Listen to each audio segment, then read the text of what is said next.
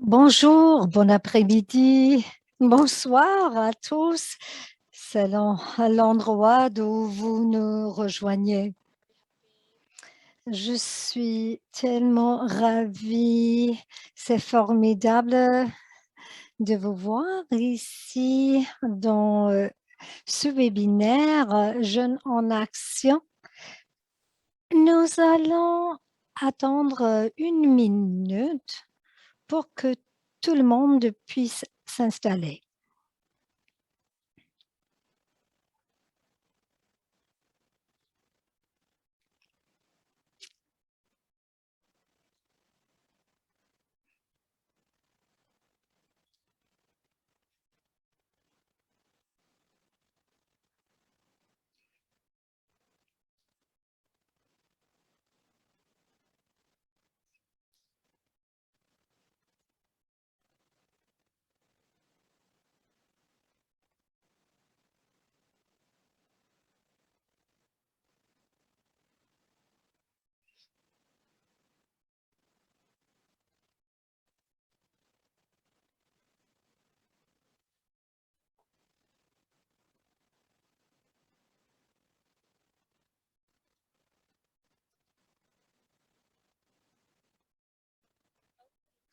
OK.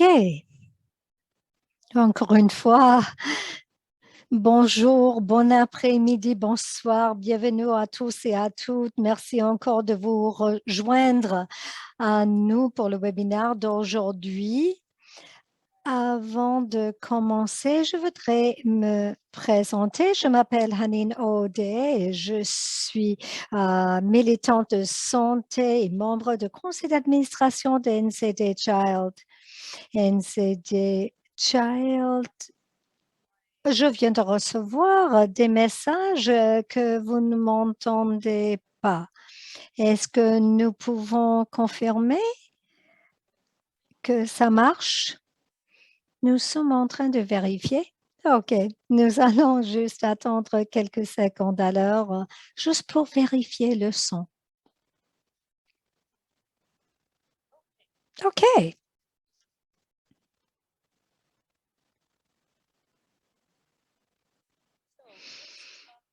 Alors, juste pour rassurer pour tout le monde qui n'entend pas, je vous en prie de cliquer sur le bouton de l'interprétation pour choisir la langue de votre choix et ça doit marcher. Alors, je vous en prie de choisir la langue de votre choix et vous allez entendre l'interprétation.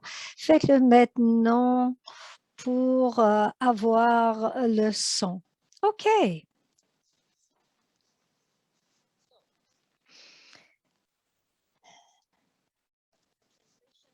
Alors, nous avons l'interprétation vers l'anglais, vers le français. Vous allez trouver le bouton d'interprétation, comme vous pouvez voir sur la diapositive en bas de votre écran. Vous pouvez choisir l'anglais ou le français, comme vous voulez. Encore une fois, je m'appelle Hanine O'Day. Et je suis une membre du conseil d'administration de NCD Child. Je viens de Jourdain et NCD Child est un organisme qui aide les personnes à risque ou les personnes atteintes des MNT pour leur fournir des soins, pour leur aider avec leurs droits, avec les priorités dans leur mission.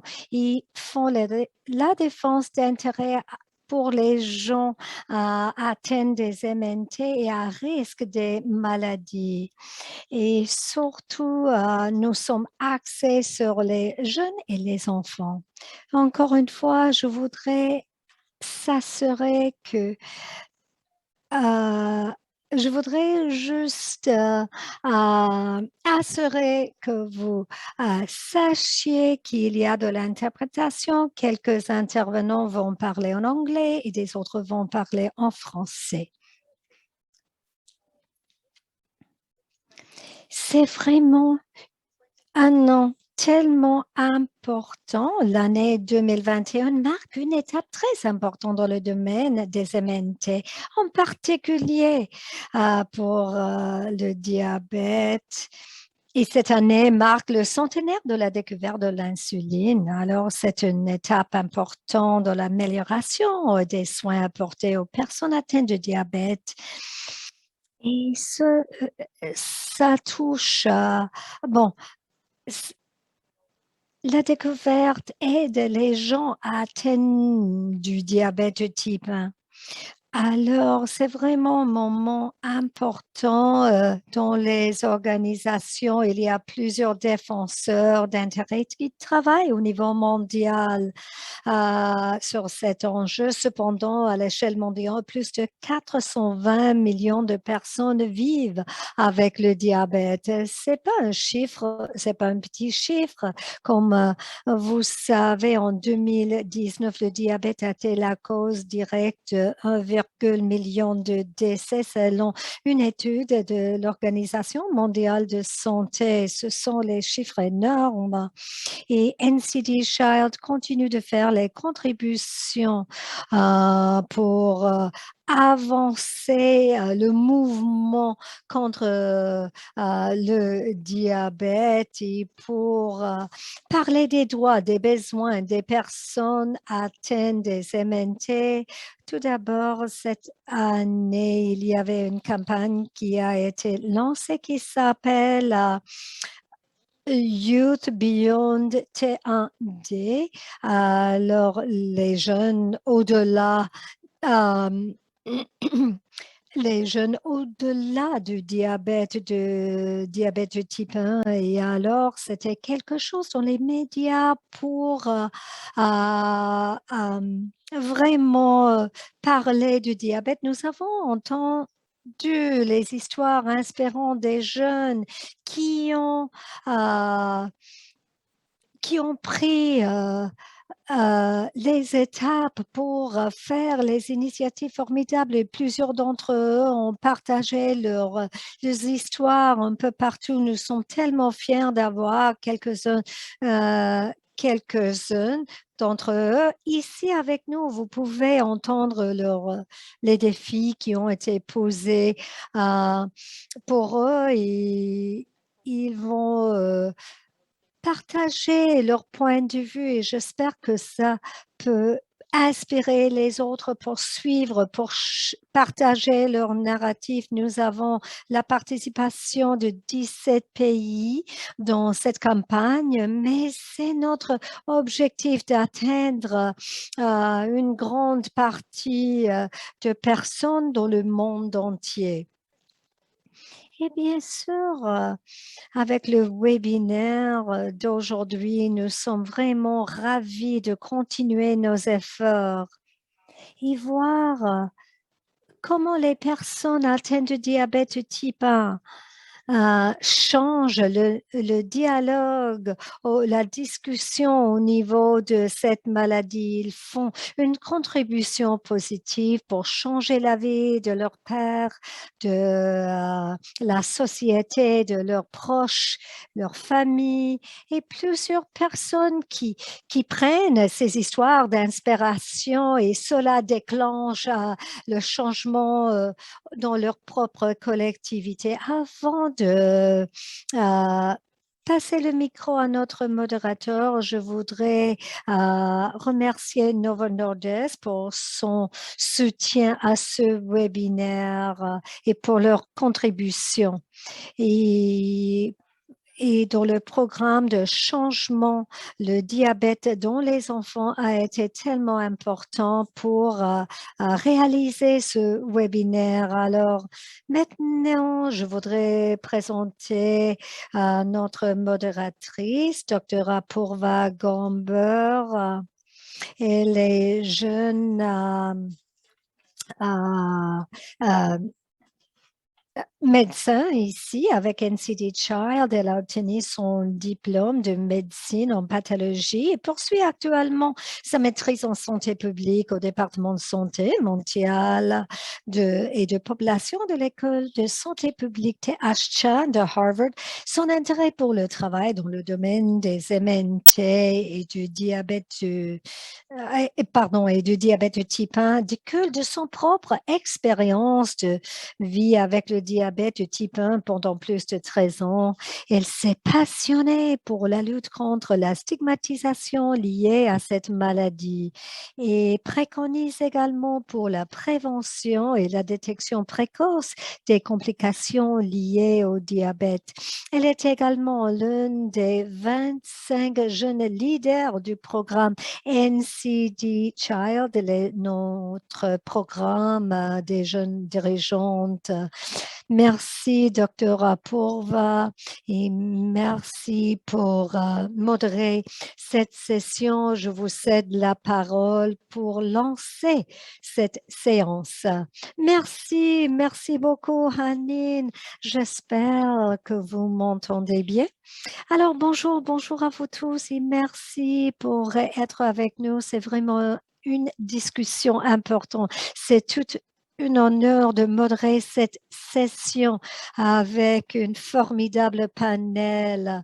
Je connais quelques-uns d'entre eux durant les conférences auparavant et je suis tellement ravie d'être avec eux aujourd'hui. Alors, tout d'abord, je vais rapidement passer en revue de notre programme d'aujourd'hui.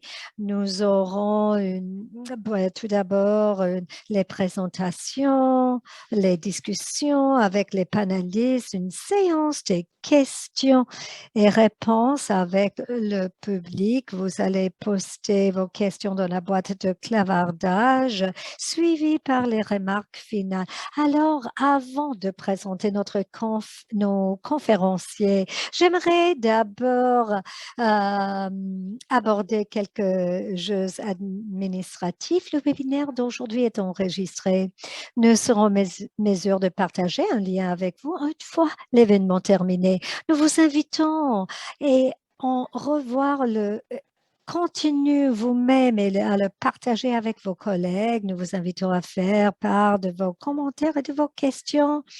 Et comme Hanine a déjà mentionné, que nous aurons la présentation sera en anglais et en français avec l'interprétation simultanée. Veuillez cliquer sur le bouton d'interprétation situé en bas de la page et cliquez sur la langue que vous souhaitez entendre. Pour la session d'aujourd'hui, nous avons de merveilleux jeunes orateurs que se sont joints à nous aujourd'hui pour parler de leur parcours de diabète de type 1 et la façon dont ils contribuent positivement à la communauté de diabète de type 1. J'aimerais vous présenter toutes les personnes, commençons avec Robi Alam de Bangladesh, Al-Hassan Diallo de la Guinée, Zanik Edwards de Sainte-Lucie, Ezra Elage du Soudan, Bruno Elman du Brésil et Margaret Namalunda d'Ouganda. Alors, juste pour commencer, je voudrais présenter Zanik Edwards. Zanik est originaire de l'île des Antilles, Sainte-Lucie. Elle travaille en tant qu'enseignante spécialisée auprès des élèves souffrant d'handicaps multiples dont la plupart ont des déficiences physiques et des difficultés de communication à l'âge de 16 ans. Zanik a été diagnostiquée avec le diabète de type 1, bien qu'elle ait une relation d'amour-haine avec le diabète. Ce diagnostic continue de lui donner l'élan nécessaire à son travail de défense du diabète. Elle a été présidente de la Youth Diabetes Foundation pendant 5 ans et a été le fer de lance de plusieurs programmes destinés aux jeunes et de réseaux de soutien pour les enfants atteints de diabète de type 1. Zanik continue à consacrer sa vie à être une voix représentative des jeunes vivant avec le diabète à Sainte-Lucie. Zanik, merci de vous joindre à nous. Comme vous le savez, peut-être vivre avec le diabète du type 1 peut parfois être difficile. Pouvez-vous partager avec nous certaines des solutions que vous avez trouvées pour faire face à votre diabète du type 1 et le gérer?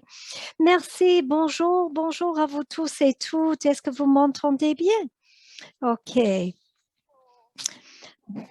Bon, pour aborder le diabète du type 1, une des choses que je fais ou qui me fait, c'est d'avoir les sessions entre les pairs, les séances en groupe. Nous avons des réunions pour vraiment parler. Qu'est-ce que c'est habiter avec le diabète et de voir les autres qui ont les mêmes défis avec les aliments et les émotions aussi. C'est une opportunité pour que tout le monde puisse partager leur expérience et pour savoir qu'ils ne se trouvent pas toutes seuls. Une des choses que nous avons commencé, c'est utiliser YouTube pour montrer à tout le monde leur réalité de vivre avec le diabète parce que c'est plus que le régime ou l'exercice. Il y a aussi les différentes phases, la culpabilité ou de vouloir manger certaines choses. Alors, c'est une manière pour montrer les choses qui sont pas vraiment visibles au niveau du diabète. Pour faire toutes les choses qu'on doit faire, l'exercice, les aliments, au niveau personnel, alors, la première chose pour moi, c'est le soutien. Avoir un réseau solide de support, votre famille, vos proches, et puis votre famille, les connexions avec les différents praticiens dans le domaine de diabète, les professionnels, pas juste les médecins. Vous avez besoin de soutien dehors des millions de rendez-vous chez le médecin. Il y a aussi l'alimentation, l'exercice. C'est difficile parfois de continuer avec cela. Alors, il faut avoir le soutien. Bon, qu'est-ce que vous avez mangé aujourd'hui? Quelle était votre collation? Ou qu'est-ce que vous avez mangé pour le petit déjeuner? Alors, gérer le diabète, c'est vraiment une question d'avoir un bon système de soutien. Ah, merci, merci. Wow, c'est un message tellement puissant que vous avez partagé selon vos propres expériences. Un message clé. Et je pense que chaque personne atteinte de diabète de type 1, c'est ils se sont toutes seules. Alors, vous avez souligné que c'est une question de aller au-delà de la famille. Il faut avoir le soutien. Le diabète affecte nos familles, notre famille aussi. Il faut avoir le soutien pour le faire ensemble. Alors, avec plaisir, nous allons la chaîne de YouTube de Zanik. Je vais partager cela dans la boîte de clavardage. Vous pouvez voir sa vidéo. C'est une vidéo puissante des expériences de Zanik. Merci Zanik. Et durant la discussion du panel, nous allons entendre de vous encore une fois. Maintenant, nous avons une excellente intervenante de Bangladesh. Rubia Alem est une jeune femme originaire de Bangladesh. Elle est actuellement étudiante en sciences politiques à l'université Chittagong au Bangladesh. Ayant reçu le diagnostic de diabète de type 1 à l'âge de 8 ans et étant tombée très malade à cause de cela, Rubia pense que l'un des moyens que le plus important pour les gens de gérer leur diabète est de sensibiliser les gens à cette maladie et de combattre la stigmatisation qui l'entoure. Elle est membre du programme Changing Diabetes in Children et grâce à cela, elle continue à contribuer à la communauté des personnes atteintes du diabète diabète de type 1 en sensibilisant les personnes par l'organisation de programmes de dépistage. Rubia, merci de vous joindre à la discussion. Nous savons que vous êtes tellement occupé avec votre famille. Alors, merci d'être venu. Je vais vous poser une question au niveau de votre propre parcours. Et comment, je voudrais savoir comment vous avez lutté contre la stigmatisation pour les personnes atteintes de diabète de type 1. Alors, parlez-nous de votre expérience. Merci pour me donner l'opportunité de vous parler. J'espère que vous allez bien. Vivre avec le diabète, c'est un défi auquel on fait face tous les jours. Moi, j'étais diagnostiquée à l'âge de 24 ans. Et ma sœur est atteinte de diabète aussi. Alors, nous sommes parfois les gens que nous sommes deux personnes de notre monde, mais nous ne sommes pas de notre monde. Nous sommes de ce monde. Il y a plusieurs de gens comme nous dans nos collectivités. Mais quand on va à l'école, à l'université, ils ne savent pas de notre vie. Nous avons des émotions, des sentiments aussi. Et quand nous avons un taux de glycémie, ça rend notre vie plus compliquée. Et les gens pensent que je ne dois pas être là aujourd'hui, par exemple, parce que ça prend 2 minutes pour faire face à cela. Quel est le problème?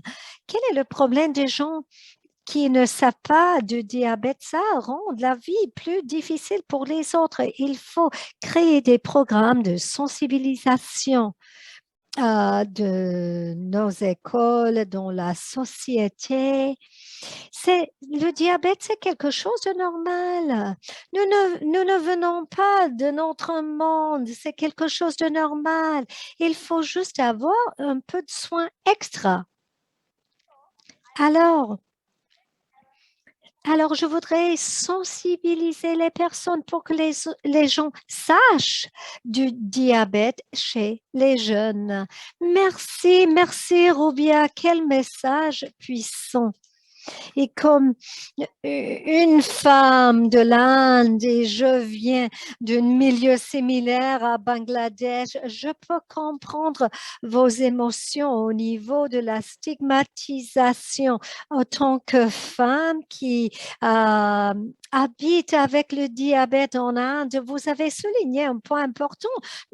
On sent pas de monde différent. On a juste besoin d'un main extra, d'un peu d'aide. Alors, merci pour partager votre message. Nous sommes tellement inspirés au niveau de ce que vous faites pour surmonter vos propres enjeux liés avec le diabète. Alors, merci. Maintenant, je vais passer au prochain intervenant. Merci de m'avoir invité. Alors maintenant, nous avons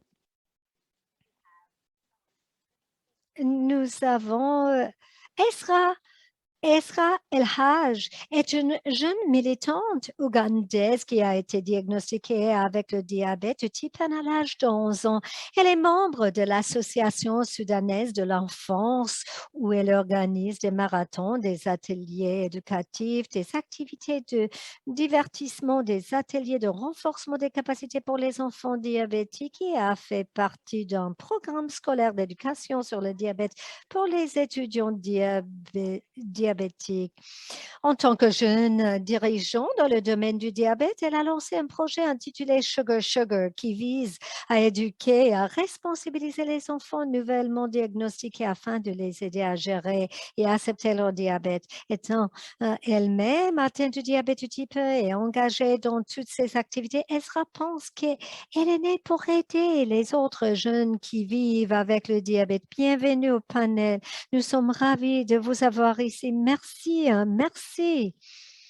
Pourriez-vous partager un peu plus de votre projet qui s'appelle Sugar Sugar et comment vous avez commencé à travailler avec l'Association soudanaise de l'enfance comme une fille quand vous étiez fille à l'âge de 11 ans et comment vous avez commencé et comment vous sensibilisez la communauté et votre propre expérience avec le diabète.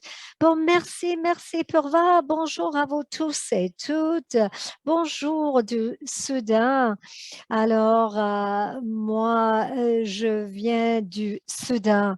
C'est tout un plaisir d'être ici. Mon expérience quand j'avais 11 ans, une jeune fille diagnostiquée avec une maladie tellement étrange, j'ai dû changer tous mes plans, mon alimentation, il fallait couper le sucre. Alors, c'était un choc de certains niveaux. Alors, je suis assistée, j'ai eu un rendez-vous chez le médecin avec une pédiatre très connue ici au Soudan. Il est le président de notre association. Il m'a encouragée. Il m'a donné à moi et à mes parents beaucoup d'appui. Maintenant, je suis étudiant en médecin. Il était un des professeurs qui m'a enseigné. Alors, il m'a encouragé de travailler et participer avec l'association. Alors, j'ai commencé à travailler depuis 2017 et depuis 2018, je suis la chef du bureau des jeunes.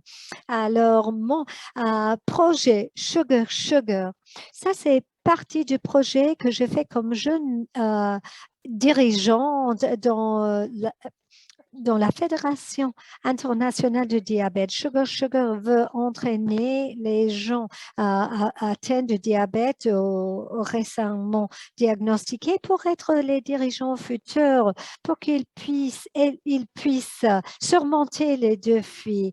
J'ai commencé la première étape de Sugar Sugar. C'était formidable. Les enfants qui ont participé ont eu les résultats positifs.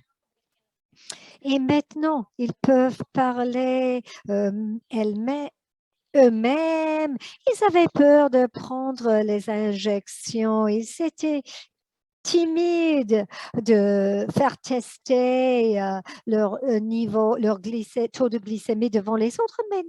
Maintenant, ils ont surmonté tout cela. Je suis maintenant un meilleur exemple pour eux. Je peux contrôler le diabète.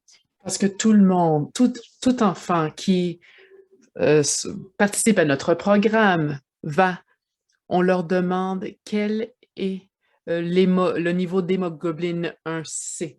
Ce serait merveilleux lorsqu'ils entendent que la plage de votre taux d'hémoglobine 1C est donc normal et puis ça nous permet, peut-être pas normal, mais capable d'être géré. Donc, notre prochain événement réussi, nous avons amené des jeunes qui ont bien réussi de différentes régions, réussi à bien gérer la maladie, et puis par là d'autres jeunes. Et puis, il y avait aussi des psychologues parce qu'il y avait une affectation psychologique, non, un impact psychologique sur eux, cette maladie. Donc, il y avait aussi un résultat positif, pardon.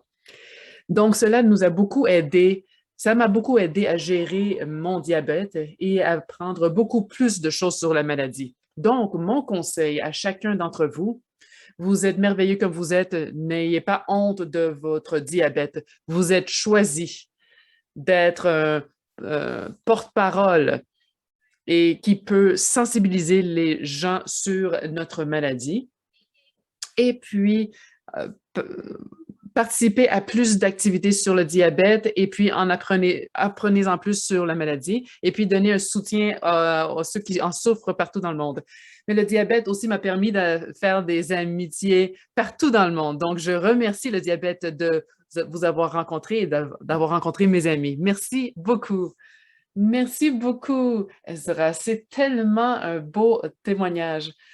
On sent ton enthousiasme, comme si tu voulais te sortir de l'écran. Donc, c'est vraiment merveilleux de quelqu'un qui souffre du diabète partout.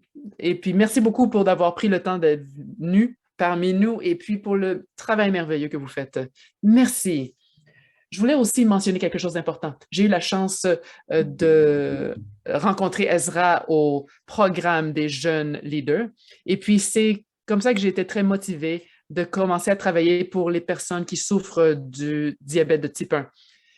Avoir un diagnostic du diabète type 1 est tellement difficile qu'on a besoin du soutien des autres. Donc, l'initiation que Ezra a commencé, Sugar Sugar, fait un travail excellent pour informer les gens qui ont été récemment diagnostiqués de vivre bien et puis seulement de regarder les chiffres. Donc, c'est possible de vivre. On peut courir un marathon et faire autre chose. Et puis, en plus, on peut se tisser de nouvelles amitiés partout dans le monde. Et je l'ai aussi. Je pense que j'ai plus d'amis partout dans le monde que dans mon propre pays. Donc, oui, oui, oui. On suit ton exemple, Sephora. Donc, tu es merveilleuse. Merci beaucoup. Une autre personne, c'est un conférencier merveilleux et puis un défenseur des droits merveilleux qui se joint à nous du Brésil. C'est Bruno Hellman. J'ai eu l'occasion de le rencontrer en personne. J'ai toujours essayé de courir des marathons avec lui, mais je n'ai pas réussi alors. Bruno Hellman est un défenseur de la santé publique et de la jeunesse, avec un accent particulier sur les MNT et un jeune leader BNT. Et puis, il est originaire du Brésil, il est fondateur de Running for Diabetes, une organisation à but non lucratif qui promeut l'inclusion et la santé des personnes vivant, qu'il a commencé cette année. Donc, vivant avec le diabète. Donc, ça aide les gens qui vivent avec le diabète et des membres de leur famille par la pratique régulière d'une activité physique. Il s'est également impliqué dans de nombreux autres domaines de la défense du diabète et des maladies non transmissibles, notamment en travaillant avec les enfants dans les écoles et en tant que consultant en matière de défense des intérêts pour le ministère brésilien de la Santé.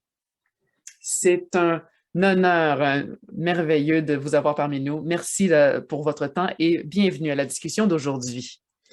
Je devrais arrêter de parler maintenant, mais je voulais tout simplement vous poser une question parce que vous avez beaucoup de choses à partager. Pouvez-vous en partager un peu plus? Comment est-ce que vous avez commencé l'initiative Running for Diabetes? Et puis, comment est-ce que vous soutenez les personnes qui souffrent de diabète et leur famille? Et comment vous faites pour construire une collectivité plus forte? Je te cède la parole, Bruno.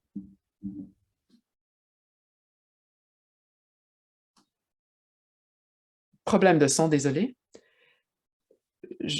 Donc, ton objectif est le mien. J'espère qu'on va pouvoir courir un marathon ensemble aussi.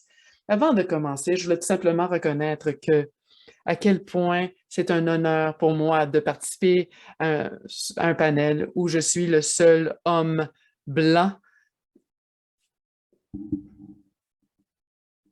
Problème de son, désolé.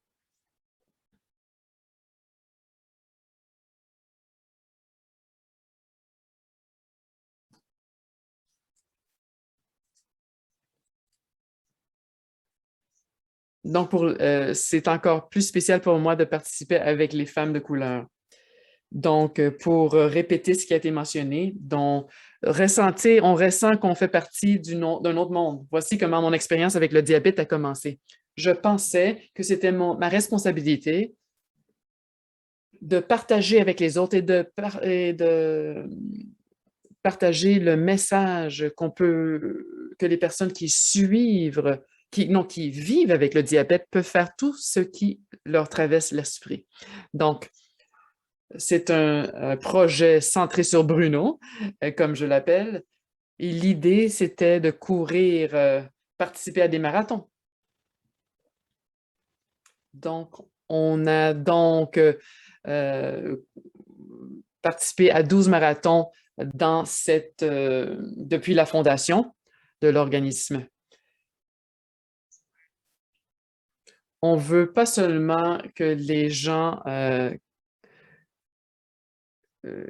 que la cause soit connue, mais je pense que les gens qui souffrent du diabète peuvent aussi en bénéficier de cet exercice physique. Mon conseil, c'est de suivre votre cœur et vos désirs. Je n'ai jamais performé en termes de danse et d'art créatif, mais donc je voulais quelque chose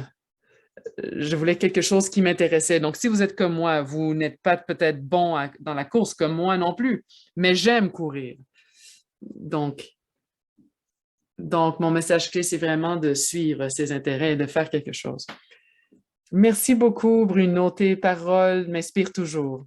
La façon que tu as dit, c'est de faire ce que vous aimez et faites quelque chose qui font illuminer vos yeux et quelque chose qui vous passionne. Je pense que vous êtes un exemple vivant de toutes ces choses. Votre travail pour le diabète de type 1 et pour la communauté est très puissant et cela a changé la vie des gens, pas seulement dans votre milieu, mais aussi partout dans le monde.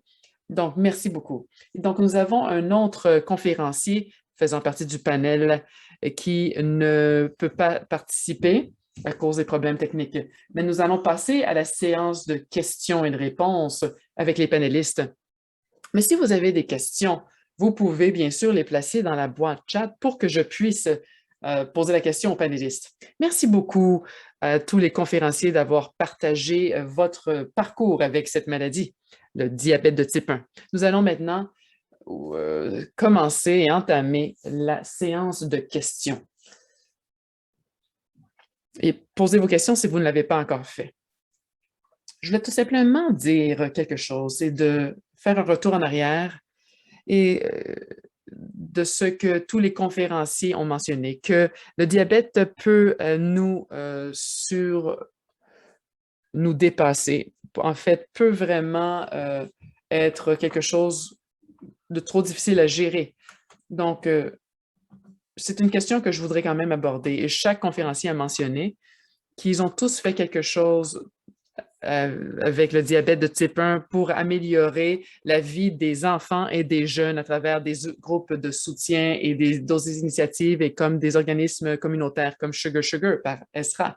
Donc, ma question, premièrement, serait dirigée à Zanik en premier. Qu'est-ce que vous souhaitez atteindre comme objectif? Qu'est-ce que vous considérez un succès lorsqu'on parle de la gestion du diabète type 1? Oh, qu'est-ce qu'on souhaite accomplir avec le diabète de type 1? La prévention, c'est la première chose, généralement. Et récemment, on a remarqué que plus d'enfants sont diagnostiqués avec le diabète de type 2. Donc, il y a quelque chose qui ne fonctionne pas quelque part. Nous devons donc essayer de contrer la chose. Numéro 2, c'est une bonne gestion pour éviter les complications du type 1, de diabète de type 1. Si on peut éviter les problèmes de vue et aussi éviter les amputations, ça serait une bonne chose. Maintenant, on travaille aussi pour éviter l'obésité infantile. Donc, on travaille au sein des écoles en Sainte-Lucie pour éviter cela. Quel genre, on n'a pas de contrôle sur la vie des enfants parce que nous ne sommes pas à la maison ni présents à l'école. Souvent, les enfants sont assis à la maison et regardent la télévision. Donc, les chances sont contre nous, mais on pense quand même pouvoir travailler. Donc, la coalition des Caraïbes en santé est une coalition où la cible, donc l'un des objectifs principaux, c'est d'éviter l'obésité des enfants. Aussi, le traitement. Un autre point important dans une réussite, ce serait d'obtenir l'insuline nécessaire, qui est difficile d'obtenir dans les Antilles. Donc, certains médicaments ne sont pas disponibles aux Antilles. Donc, c'est quelque chose que j'aimerais atteindre. Merci beaucoup. C'est tout à fait vrai, Zanik. Je pense que lorsqu'on parle d'insuline, l'accès à ce médicament n'est qu'un morceau du casse-tête. Globalement, tout est très compliqué. On doit en fait terminer le casse-tête pour atteindre le succès. Nous sommes loin de l'atteindre pour assurer les soins à tout le monde à l'échelle mondiale. Mais merci beaucoup d'avoir partagé cela, ton expérience. Et je sais que la prévention du diabète de type 1 est difficile parce que des fois, on ne peut pas prévenir la destruction auto-immunitaire, mais on peut éviter que les enfants meurent à cause d'un diabète de type 1 non diagnostiqué. Donc, on veut éviter justement, je pense que c'est ce que vous faites, éviter la mort des enfants à cause d'un diagnostic tardif. Aussi, Bruno, je pense que qui est dans beaucoup d'initiatives avec l'Organisation mondiale de la santé et d'autres ministères de la santé, vous savez que le diabète à l'échelle mondiale augmente, mais il y a beaucoup, depuis la découverte de l'insuline et avec le travail de sensibilisation sur l'importance de l'insuline et de l'accès à l'insuline, on a augmenté la qualité des soins pour le diabète et aussi on a de meilleures données de recherche de certains des pays développés et non développés, ou sous-développés, pardon. Comment est-ce qu'on pourrait travailler pour le Global Diabetes Compact? On veut savoir comment on peut améliorer les choses cliniquement, mais aussi à travers un bon travail de défense. Merci beaucoup.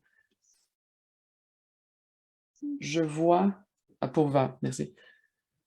Je vois tous les efforts que l'équipe fait.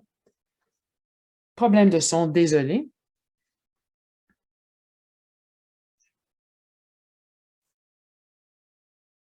Nous voyons ce qu'ils font pour impliquer d'une manière importante. Problème de son, désolé.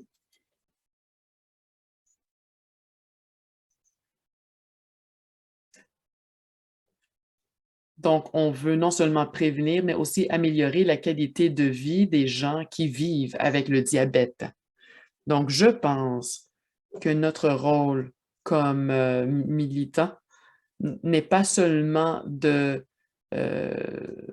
communiquer et de répliquer tous les documents et toutes les recommandations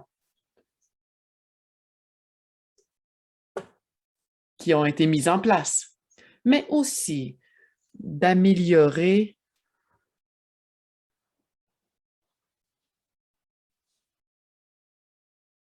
non, d'essayer de mettre en application ces engagements formels.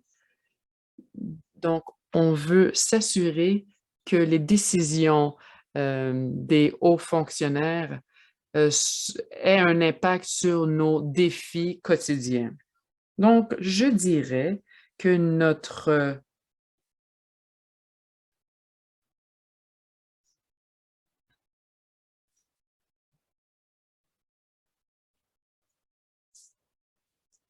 que nous devrions regarder les documents et on devrait en fait faire un travail auprès des secrétaires d'État.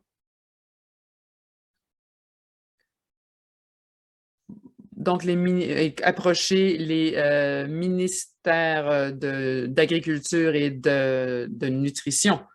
On devrait les approcher. Je pense que c'est notre devoir et notre responsabilité de leur demander un changement. Sinon, le changement ne va pas nous être donné sur un plateau. C'est lorsqu'on demande le changement, lorsqu'on veut un changement, cela requiert beaucoup de travail et d'engagement. Et puis, un investissement financier supplémentaire. Mais si nous investissons pour assurer une meilleure qualité de vie pour les gens qui vivent avec le diabète, on peut bien sûr économiser beaucoup d'argent sur les complications et puis sur les autres difficultés qui viennent avec le diabète. Merci beaucoup, Bruno, et je pense que vous avez souligné un point très important de autonomiser et responsabiliser un gouvernement et nos ministères de la Santé est très, très important et difficile. Ce n'est pas seulement notre devoir, mais notre responsabilité. Mais nous sommes les plus sages. On connaît le problème et on peut le mieux être des militants pour notre propre maladie parce qu'on sait à quel point cela peut être difficile de vivre avec le diabète. Merci beaucoup d'avoir partagé ton témoignage lié au diabète. J'ai une question de suivi. Je suis curieuse et voilà pourquoi je te pose cette question. C'est pas facile de faire la défense des droits de ceux qui vivent avec le diabète type 1, sachant comment le droit, la loi et le système gouvernemental fonctionnent. Comment est-ce qu'un jeune leader peut s'impliquer et faire le travail de porte-parole? Ce n'est pas tout simplement de crier « Ah, j'ai le diabète ». Comment est-ce qu'on peut faire un travail efficace de défense des droits? Pouvez-vous nous donner quelques astuces pour notre public? Oui, il y a une citation que j'aime beaucoup qui dit « Donc, si vous choisissez de ne pas faire le changement, essayez de dormir dans une chambre avec une araignée dans la chambre. » Donc, ce n'est pas de faire du bruit, mais de faire du bruit coordonné. Vous n'êtes pas une voix solitaire au sein de la communauté. Malheureusement et heureusement, il y a des millions d'entre nous qui partagent ce même défi et qui partagent cette même expérience. Donc, je pense que la première étape, c'est d'essayer de convertir ces dialogues, ces discours et de se joindre les uns aux autres. Donc, des fois, on pense que le travail de défense des droits, c'est de crier le plus fort. Mais je pense que c'est plutôt une question d'une manière plus forte. C'est plutôt une question de combiner les efforts et euh, les, les forces. Et le deuxième point, c'est aussi d'essayer de faire le changement de l'intérieur. Je sais que ce n'est pas toujours facile, mais la façon que j'ai été capable de, disons, faire avancer le plan de défense des droits au sein du ministère de Santé du Brésil, c'est que j'ai réussi d'avoir un, un- quelque chose au sein du ministère. Alors, je ne dis pas que c'est facile, mais c'est une question de mettre, tremper les orteils dans l'eau. Donc, on ne veut pas jouer un rôle au ministère. Donc, on essaie de comprendre quelles sont les différentes occasions qui se présentent devant nous et quelles occasions on peut créer dans ce cadre de travail. Merci beaucoup. Je pense que c'est beaucoup de travail dont tu parles qui provient de ton expérience. Je sais que beaucoup de personnes voudraient s'impliquer dans le travail de défense des droits. Donc, un conseil, qui est bon, c'est commencer à le faire et ne pensez-y pas trop. Impliquez-vous avec quelqu'un au sein de votre communauté et puis responsabilisez vos gouvernements. Parce qu'il y a beaucoup de gens qui gardent cela à l'intérieur et ne veulent pas faire de changement parce qu'ils acceptent les choses comme elles sont. Et voilà pourquoi on ne crée pas de changement. C'est important de se rendre compte, comme Bruno a mentionné, que nous qui souffrons de diabète de type 1, on doit ouvrir la bouche et pas seulement pour nous-mêmes, mais c'est notre devoir et notre responsabilité de demander à nos systèmes, aux dirigeants des systèmes de santé pour mieux gérer et mieux nous permettre de vivre notre maladie. Merci beaucoup, Bruno. Donc, responsabiliser les systèmes de santé est probablement un des piliers les plus importants lorsqu'on parle de maladies non transmissibles et de s'assurer que des soins d'une qualité supérieure soient disponibles pour tout le monde dans le monde. Mais comme chaque panéliste d'aujourd'hui a mentionné que le diagnostic du diabète de type 1 est tellement difficile et Zanik a mentionné que se sentir seul et ne pas avoir le soutien avec le diabète peut être très difficile. Donc, ma question serait à Esra maintenant, pourquoi est-ce que l'engagement des jeunes et le travail pour parler auprès des jeunes est important avec le diabète de type 1 est important? Et vous, pour votre fondation de Sugar Sugar, est-ce que vous avez pensé que vous alliez commencer à faire plusieurs activités au sein de la communauté? Pourquoi vous pensez que c'est important? Je te cède la parole. Dans mon expérience, en 2019, je suis allée à un congrès ou une activité pour les gens qui avaient le diabète de type 1. Des fois, mon sucre n'était pas moins que 400. Donc, j'avais un bouchon dans mon tube. Je ne le savais pas et j'ai eu des corrections et c'était encore élevé. Donc, j'ai commencé à pleurer.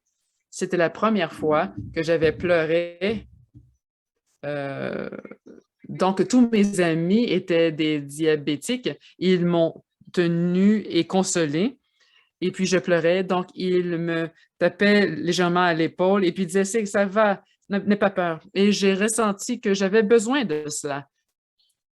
Et je pense que tout le monde pourrait bénéficier d'un genre de réconfort. Donc, voilà pourquoi j'ai commencé l'initiative Sugar Sugar, pas seulement pour former les enfants, pour être des leaders, mais pour leur donner des soutiens et pour leur taper légèrement sur les épaules et leur dire, OK, c'est correct d'avoir des niveaux élevés, c'est correct de se sentir mal, de ne pas être capable de gérer, de contrôler son diabète. Vous pouvez travailler un peu plus fort. Nous sommes ici pour vous. Nous étions une équipe de diabétiques qui organise le programme Sugar Sugar pour les enfants. Même lorsque nous sommes avec les vaccins et on organise les choses, oh non, vaccine, pardon, l'interprète s'excuse, c'est même lorsqu'on est en arrière-plan et qu'on fait l'organisation, je pense que c'est quand même un point important, une pièce importante du casse-tête. Moi, lorsque je ressens du stress, je me dis pourquoi je dois souffrir du diabète? Et puis, je me rends compte que j'ai besoin de soutien. Et dès que je l'obtiens, je me sens mieux. Donc, voilà pourquoi je pense que chercher de l'aide et des soutiens et comprendre mieux ma maladie est la meilleure approche à la gestion et au contrôle du diabète. Merci beaucoup, Ezra. C'est un message puissant que tu viens d'exprimer. Même si vous pensez que vous voulez être la personne la plus forte dans la salle, mais des fois, on a besoin de l'épaule d'autrui pour dépendre d'eux, en fait. Donc, merci beaucoup pour le travail merveilleux que vous avez fait avec Sugar Sugar. Et comme vous avez mentionné, voici où le travail de défense des droits commence. Lorsque vous commencez à défendre les droits. Donc, lorsque vous venez d'obtenir le diagnostic, vous commencez à tout simplement, vous avez certaines aides, des personnes vous aident. Mais ensuite, vous avez commencé à défendre les droits. Donc, c'est une réaction en chaîne. Donc, merci beaucoup. Ma prochaine question est dirigée à Rubia.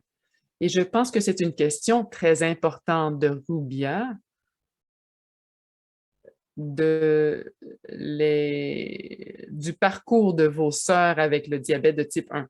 Donc, d'une personne qui souffre de diabète de type 1 et puis venant d'un pays comme le Bangladesh, comment est-ce que vous pensez qu'on peut faire un meilleur travail pour communiquer avec les jeunes et combattre la stigmatisation mais on ne veut pas seulement parler du fait que le diabète est différent auprès des hommes et des femmes, mais comment est-ce qu'on peut améliorer le travail pour les personnes qui souffrent de diabète pour bâtir une meilleure collectivité et puis assurer qu'il y a une meilleure diversité, plus d'inclusivité. Je te cède la parole. On ne peut pas prendre d'insuline dans un endroit public. Donc, on m'a demandé quel changement devrais-je apporter.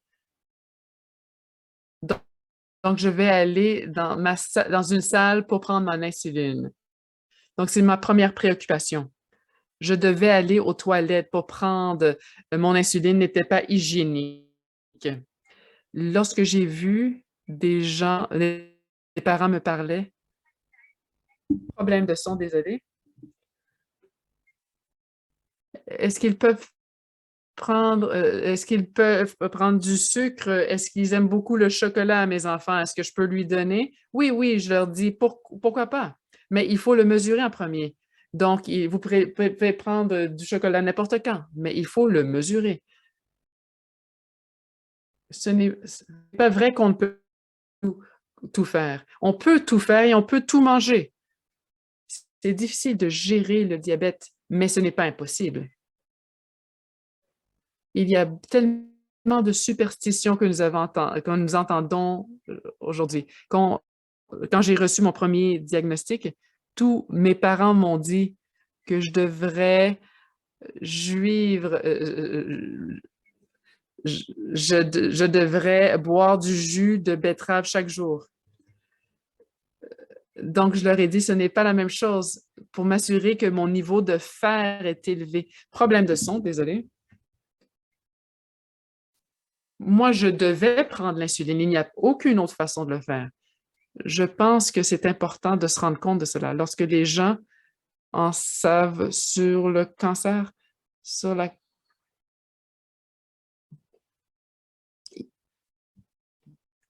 Il y a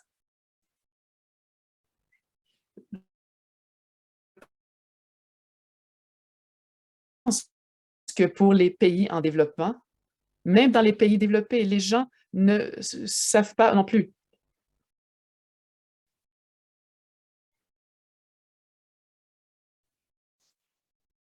Vous le savez, il faut éduquer les gens là-dessus. Ça, c'est mon opinion. Merci, merci pour avoir partagé cela. Vous amenez un message tellement important au niveau de la stigmatisation liée au diabète juvénile.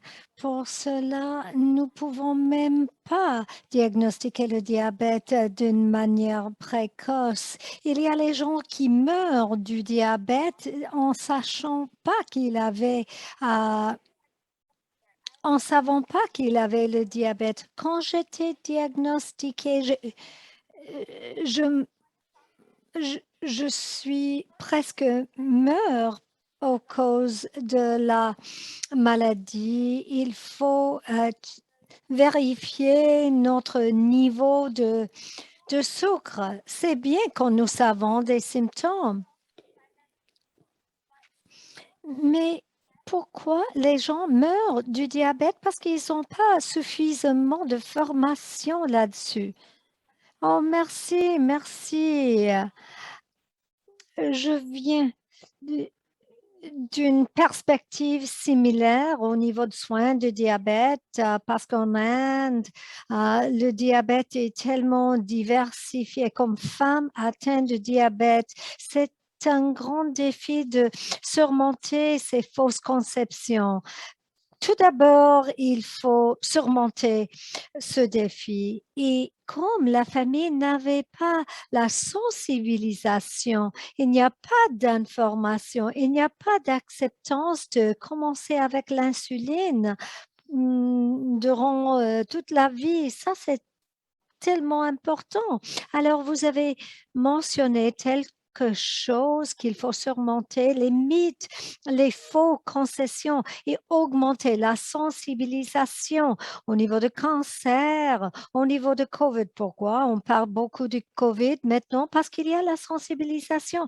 Alors, si on parle du diabète de la même manière, nous pouvons sauver les enfants et empêcher les complications chez les enfants pour leur fournir un meilleur soutien, pour vivre une meilleure vie. Alors, merci pour partager votre point de vue. Nous avons quelques questions de la boîte de clavardage et maintenant, je voudrais changer un peu la lentille du diabète au niveau personnel pour parler des enjeux au-delà du diabète. Plusieurs des personnes, nous avons une question de Tino Tenda pour Esraf, disons, comme militante qui fait un projet avec la Fondation internationale de diabète, est-ce qu'ils fournissent le financement ou est-ce qu'ils ont fourni le financement quand vous avez entamé votre projet de Sugar Sugar? Et aussi, vous avez parlé de faire ou réaliser un projet où vous avez eu le succès. Quelles sont quelques astuces, conseils, comment faire les projets de manière efficace et comment s'impliquer avec la Fondation internationale de diabète? Est-ce que vous m'entendez? Ben oui. La première question, le IDF ne fournissent pas un soutien, mais nous avons les ressources et pour la formation sur le diabète et aussi les séances, les formations pour devenir meilleurs défendeurs des intérêts. Pour être capable d'avoir pour atteindre votre propre ressource et pour gérer ou gestionner un projet, alors pas de soutien financier, mais à part de cela, et je pense que c'est plus important, il y a les autres formes de soutien comme le matériel et la formation. Deuxièmement, au niveau du succès, nous avons géré plusieurs autres activités à part de Sugar Sugar dans notre association. Quelques projets n'ont pas marché quand même parce que nous avons quelques problèmes de sécurité dans ce pays. Et au niveau de transport, c'est difficile ici à mon pays. Alors, nous avons eu des problèmes pour les gens pour arriver à notre site ou si nous voudrions faire une campagne en ligne, une formation en ligne ou même un atelier. La connectivité de l'Internet est mauvaise parfois. Alors, ce sont les difficultés auxquelles nous faisons face.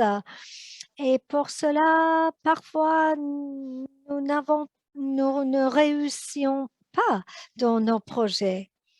C'est-à-dire, nous n'avons pas de succès. Ah, c'est vraiment puissant.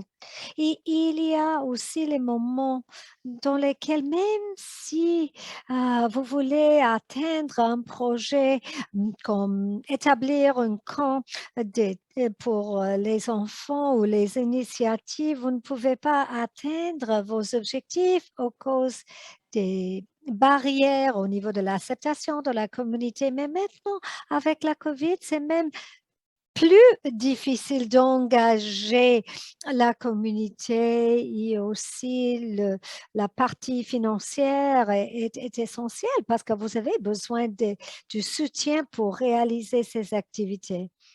Pour cela, le programme des jeunes des régions a été fondé pour vous fournir les outils pour mieux vous former comme les défenseurs et défenseuses d'intérêts. Alors, il faut s'impliquer dans vos communautés, la Fédération de diabète international dans tous les pays. Alors, il faut s'impliquer dans votre association nationale de diabète. Et ils vont vous aider à réaliser les activités avec les jeunes, non? Et vous pouvez établir quelque chose et bâtir quelque chose avec avec ces outils, avec cette boîte des outils. Moi, je suis impliquée parce que c'est vraiment quelque chose de complexe. Le diabète est partout. Nous venons des différentes origines, cultures, mentalités. Nous avons tous des pays où il y a des fausses conceptions. Alors, on combinait tout cela pour avoir un meilleur contrôle de la glycémie. Ça, c'est quelque chose qui m'a motivée de mener ces projets et de travailler dans ces efforts. Il y a une personne qui est de Burundi qui a dit que le diabète, il s'appelle professeur Frankos, il partage son propre expérience. Je ne sais pas si vous savez du Burundi, mais les gens atteints de diabète de type 1, ils ont tellement de défis. Et il partage qu'il a commencé un programme de dépistage pour contrôler ou surveiller le soin de diabète. Et il a identifié 123 enfants enfants parce qu'il y avait tellement d'enfants qui meuraient, les jeunes entre 6 ans et 25 ans qui ne savaient pas de diabète avant d'avoir avant d'avoir connu ce professeur de Burundi. Merci, c'est un message puissant parce que le diabète est partout dans tous les pays. C'est une question de l'identifier et pour fournir un meilleur soin aux ces enfants et jeunes. Il y a une dernière question. Je voudrais dire la question. Vous pouvez tous ou toutes partager vos réponses. Quel est le conseil pour les familles qui sont en train de nier le diabète? Qu'est-ce qu'on peut faire pour aider ces familles qui nient le fait qu'il y a le diabète? C'est une excellente question. Comment surmonter la négation du diabète? Bon, je peux essayer. C'est pas une question facile quand même. Bon, à la fin du jour, les gens ne changent pas s'ils ne veulent pas changer. Alors, comme collectivité ou comme communauté, il faut leur donner la voix qu'ils nécessitent pour se sentir pas perdus, pour se sentir qu'ils ne sont pas les seules personnes atteintes de cela, qu'ils peuvent gérer la situation avec les soutiens des autres. Alors moi, je dirais que le premier conseil, c'est essayer de respecter leur situation, leur point de vue. Je sais que parfois, c'est tellement difficile de prendre la famille par les bras et leur pousser à une association pour engager avec la communauté. Mais à la fin, ça dépend d'eux pour ne pas nier le diabète. Alors, ce que nous pouvons faire, c'est leur fournir les ressources, l'environnement, c'est-à-dire le milieu inclusif pour eux. Mais à la fin, ça dépend d'eux. Il faut respecter le propre processus vers l'acceptation. Merci beaucoup, Bruno. Merci. Je voudrais partager de mon propre expérience au niveau de l'acceptation de diabète. Quand j'étais diagnostiquée, moi, je niais le diabète, le diagnostic. Ça m'a pris comme 6 ou 7 ans pour accepter. J'étais tellement renuante de faire les injections. Alors, j'étais dans un état d'acidose à cause de cela et j'ai pris la décision que c'est moi-même qui dois gérer la situation. Alors, vous pouvez que améliorer votre situation. Alors, ça m'a pris beaucoup de temps, mais je voudrais juste conseiller les familles qui sont en état de négation de parler avec les personnes que nous avons comme Rubia, comme Zani, comme Eskra, Bruno. Ils vont vous aider faire la transition à la phase de l'acceptation parce que vous pouvez gérer les choses mieux. Parce que si nous avons plus des esprits vont essayer de vous donner une meilleure perspective pour vivre chaque jour de manière habilitée. Alors, maintenant, je voudrais ouvrir le panel. Ça, c'est pour tous les intervenants.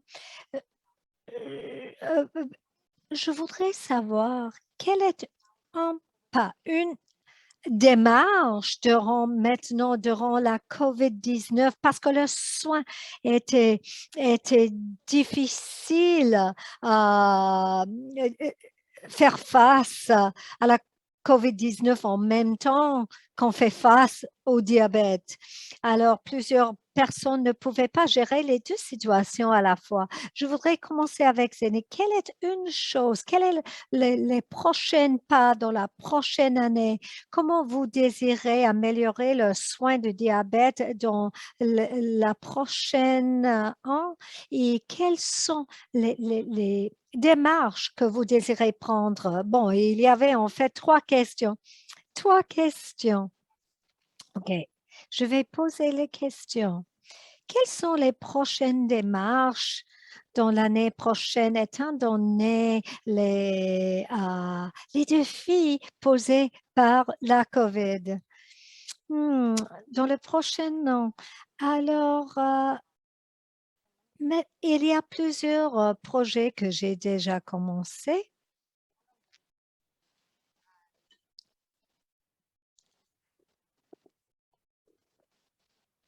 J'ai commencé un club et cela m'a amené au point de un camp pour les personnes. Alors, durant la prochaine année, il faut faire les événements de manière virtuelle. Comment nous pouvons avoir un impact pour les jeunes qui récemment ont été diagnostiqués sans avoir un rassemblement physique des personnes? Ça, c'est une des choses. Aussi, c'est de continuer de travailler sur le programme de l'obésité juvénile pour le réduire à Sainte-Lucie. Et nous sommes en train de cibler les écoles. Par exemple, avoir les étudiants impliqués aux activités physiques à la maison et comment cela peut être le fun, divertissant aussi parce que les jeunes, ils veulent jouer avec leur tablette, ils ne veulent pas faire l'exercice. Comment nous pouvons réunir la tablette et aussi les différents jeux. Qu'est-ce que nous pouvons faire? Et une autre question, une autre démarche, c'est d'essayer ouvrir cela pour que ça soit accessible pour les CGM aux Caraïbes ou à Sainte-Lucie. Alors, c'est pas disponible à Sainte-Lucie. Moi, j'ai dû voyager cet été aux États-Unis pour avoir un médecin qui pouvait diagnostiquer une CGM, c'est-à-dire un système de surveillance du glucose en continu. SGC en français, l'interprète s'excuse. Mais je sais qu'il y a les gens qui veulent vraiment faire cela. Il veut obtenir un système de surveillance du glucose en continu. Je vous souhaite beaucoup de mes meilleurs vœux. Si nous pouvons vous soutenir ou vous aider avec plaisir, nous allons le faire. Merci, merci. Oh, merci beaucoup. Maintenant à Esra. La question est similaire. Quelles sont les prochaines démarches étant donné les défis de la COVID-19 dans votre pays? Alors, Donc, comment vous comment, voyez en faisant ce que qu'est-ce vous que vous faites voudriez avec Sugar Sugar et veiller avec avec les autres Sugar Sugar et initiatives en autres? 2021 et D'accord. en Alors, comme j'ai 2022? Comme mentionné, j'ai lorsque la déjà dit, COVID-19 a commencé, les gens dépendaient de l'Internet pour en apprendre sur la COVID et puis il y avait moins d'activités physiques, etc. Donc, j'essaie d'améliorer notre éducation en ligne au sein de l'association. Donc, j'ai fait un petit peu de changement dans mon programme Sugar Sugar. L'un d'eux, et c'est de chaque session serait, la présentation serait en ligne par une vidéo enregistrée. Et ensuite, il y aurait une réunion d'une journée à chaque mois pour revoir ce qui a été mentionné dans les présentations magistrales et puis pour discuter de ce qui a été présenté. Aussi, l'une des idées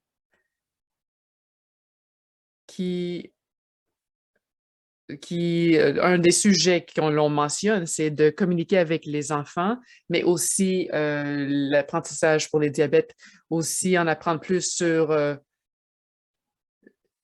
les, les objectifs de développement durable avec l'aide d'autres organisations et apprendre sur la peinture et d'autres activités de divertissement. Parce que notre organisation a des centres. Il y a un centre pour les enfants. On fait toutes nos activités pour les enfants là-bas. Donc, ils ont peur que là où ils apprennent plus sur les injections et leurs maladies, qu'ils auraient une crainte dans leur cœur. Donc, on veut éviter cela en communiquant avec eux dans d'autres activités autres que l'éducation sur le diabète et sur la prise de médicaments et d'aller au laboratoire et de la prise des prises de sang, etc. Donc, nous avons déjà commencé à faire cela depuis une session. Nous communiquons avec nos enfants, avec beaucoup de programmes de divertissement et le développement de leurs compétences de communication et de connaissances. Donc, voici notre prochaine étape, c'est d'améliorer cela. Merci beaucoup et je vous souhaite de la bonne chance pour la prochaine année. Et merci pour tout le travail que vous faites. Donc, question similaire à Bruno. Qu'est-ce que vous pensez devraient être les nouvelles étapes qui se présentent à vous à Brésil et puis dans le travail que vous avez fait comme militant en prenant compte de l'impact de la COVID-19? Eh bien, je ne peux pas mentionner à quel point la COVID-19 a eu un impact sur la communauté euh, des gens qui vivent avec le diabète, pas seulement au Brésil, mais aussi dans le monde entier. J'ai vu un nombre croissant de cas de diabète de type 1. Après après le début de la crise sanitaire de la COVID. Je dirais que les priorités en termes de sensibilisation et dans le monde entier, c'est de garantir que tous les mouvements de l'Organisation mondiale de la santé dirigent. On doit s'assurer que c'est appliqué au niveau local. Et comme ça, cela va être transformé et répété en actions qui vont bénéficier ceux qui vivent avec le diabète. Par rapport au Brésil en particulier, je dirais que maintenant, plus que jamais, cela devient très nécessaire de donner des fournitures médicales ou des médicaments, mais aussi de garantir que les professionnels de la santé sont conscients du traitement holistique nécessaire pour le traitement du diabète. Je vois que dans la prochaine année, que les occasions d'augmenter notre impact et aussi de faire un travail autour du centenaire de la première dose d'insuline qui a été réussie. Donc, j'espère et je souhaite, pas seulement pour le Brésil, mais pour chaque pays et chaque personne qui vit avec le diabète, que les prochaines années seront meilleures que celles que nous avons traversées. Merci beaucoup, Bruno. J'aurais bien aimé terminer cela avec ce que vous venez de dire. J'espère que les années qui s'annoncent vont être meilleures que les années qu'on a traversées. Donc, j'espère que ce qui rend la chose encore plus spéciale, c'est le centenaire qui marque la découverte de l'insuline. Voilà pourquoi c'est important de montrer qu'il y a des jeunes qui sont défenseurs de ces droits, comment améliorer le travail des salles d'urgence et puis aussi comment la COVID a un impact et puis comment on peut gérer le diabète mieux d'une manière plus efficace aussi dans chacun de nos pays. Merci beaucoup à chaque panéliste pour vos réflexions et vos messages inspirants et émotifs et vos parcours vivre avec le diabète. Donc, puisqu'il reste moins de 5 minutes dans cette séance, j'aimerais dire que tous ceux qui écoutent cette session, c'est important, comme une personne qui vit avec le diabète de type 1 et aussi un soignant de personnes qui souffrent de diabète de type 1, il faut regarder et faire une communication sur les médias sociaux avec le hashtag ou dièse Youth Beyond T1D. Donc, c'est ce qu'on utilise pour communiquer. Donc, hashtag Youth Beyond T1D. Vous le voyez au bas de l'écran. Donc, c'est important de communiquer, sortez de la stigmatisation et des méconceptions, soyez impliqués dans vos communautés. Il y a beaucoup de porte-parole importants dans chaque pays, comme nous avons sur ce panel. Soyez impliqués avec eux et avec l'Association nationale de diabète. Et voilà où le réel travail commence. Donc, bonne chance à tous les panélistes. Vous pouvez trouver plus d'informations sur le hashtag Youth Beyond T1D. C'est une campagne qui a commencé avec le site web NCD Child sur ncdchild.org. Merci beaucoup de nous avoir écoutés et j'aimerais maintenant céder la parole à Hanine et je te cède la parole. Merci beaucoup, Apourva. C'était une modération spectaculaire et j'aimerais bien aussi de renchérir sur ce que tu viens de dire par rapport aux informations et partager le courriel par lequel les gens peuvent être communiqués avec nous, ncd.child@sickkids.ca. Donc, ncd.child@sickkids.ca. ORG, pardon.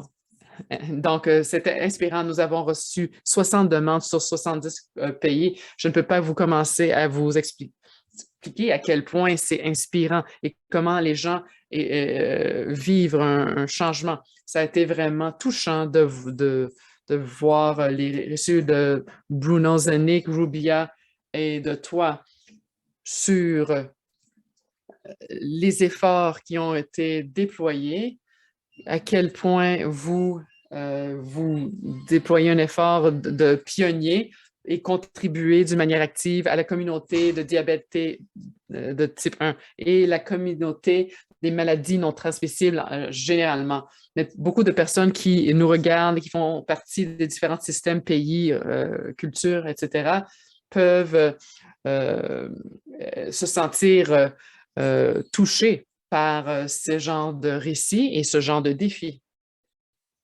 Donc, j'aimerais vraiment, on a entendu parler du travail de défense, de sensibilisation et de soutien, mais j'aimerais terminer cette session avec l'un de mes écrivains, et puis le préféré, c'est Charlie Mackesy, qui vraiment fait écho à ce que vous venez de partager. Lorsque les grosses choses deviennent hors contrôle, donc concentrez-vous sur ce qui se passe dessous votre nez.